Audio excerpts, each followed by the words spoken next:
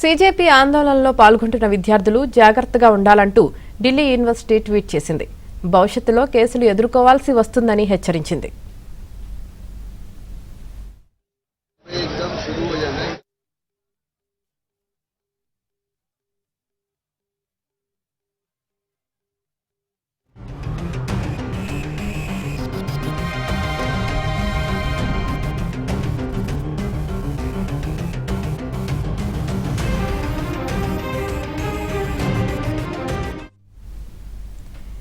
దీనిపై రాహుల్ గాంధీ తీవ్ర ఆగ్రహం వ్యక్తం చేశారు. విద్యార్థులను బెదిరించడానికి ఎంత ధైర్యం అంటూ ట్వీట్ చేశారు.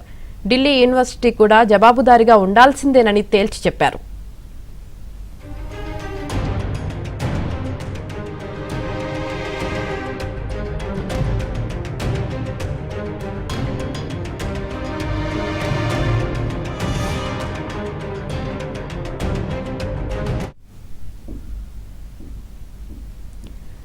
కేంద్ర ప్రభుత్వంపై సోనియా గాంధీ సంచలన ఆరోపణలు చేశారు.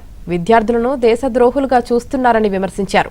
విద్యార్థుల ధైర్యానికి మోదీ ప్రభుత్వం పిరికిపంద చర్యలు, దౌర్జన్యంతో సమాధానమిస్తుందన్నారు. విద్యా వ్యవస్థలో తీవ్ర వైఫల్యాలు ఎదురైనా ధర్మేంద్ర ప్రధాన్ రాజీనామా చేయకపోవడాన్ని సోనియా గాంధీ తప్పుబట్టారు.